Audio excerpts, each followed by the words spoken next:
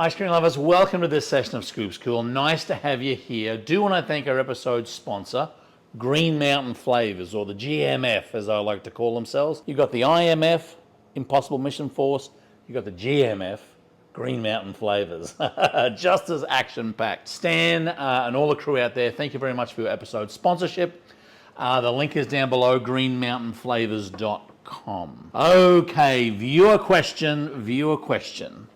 Look, from a long way away, from Australia, or as we like to call it in Australia, Straya, S-T-R-A-Y-A, Straya. Let's go, you think you might be going this way, but we're going to go this way. No, back this way. Shing! Chef Circle 6133. Hi Steve, greetings from Oz. Well, greetings to you, Chef Circle 6133. How often would you drain the soft serve machine and give it a good clean and sanitize? Well, look, that is the question that faces the nation, Chef's Circle 6133. Look, I'm here with my good friends, Electrofreeze and Taylor. And here's the thing about how often you should clean your soft serve machine. You've got the manufacturer, generally speaking, is going to say, well, it could be this or that, but you should lean towards your local health department. So you go to the local health department. Let's go to the local health department. Excuse me, how often should I clean my soft serve machine? Well, I mean, go and see your manufacturer. Insert laugh there. Anyway, this is the problem that most people have. Look, a little bit of jocularity, but it's a serious situation. Health department generally tells you to go and talk to the equipment company, and you've got to make a decision somewhere in between. Can I give you some just very generic industry average information? You can take it with a grain of salt. I still would talk to your equipment manufacturer. I would talk to the health department, but here's the generality of things. If you are using a mix that's a little bit lighter in fat, soft serve mix we're talking about, that would be somewhere in the 4, 5, 6% fat range.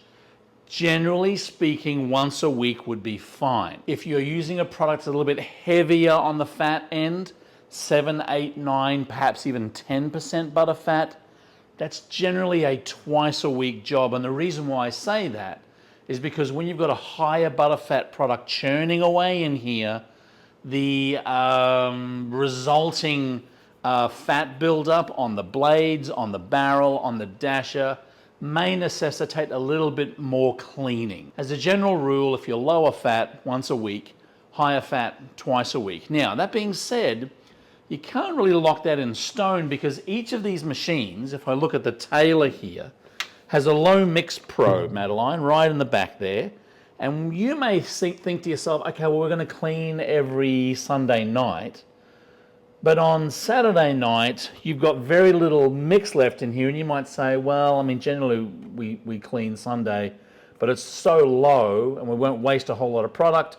So we'll actually empty it out tonight. Same deal here with the Electrofreeze. Its low mix probe is kind of a little dimple here on the side, a little bit harder to see down there. But anyway, when the mix drops down below that low mix indicator, it'll flash again. So you can have some of these cleaning dates locked in stone when it comes to your SOPs, standard operating procedures, but you may find that you'll need to be a little bit flexible on them depending on when your mix is low. Now you can extract out the mix that's left in there and in some circumstances reuse it.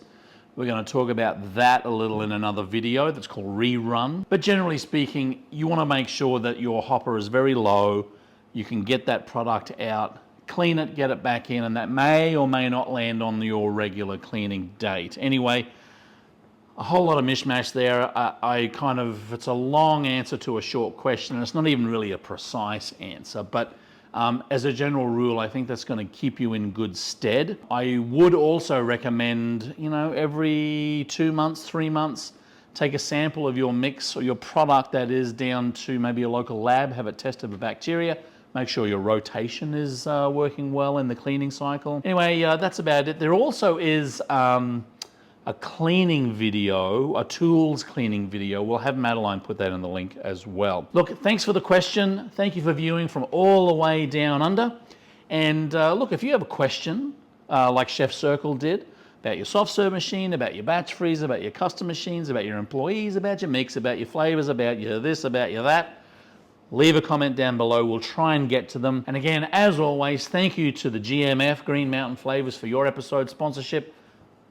Keep on scooping. We'll see you in the next video.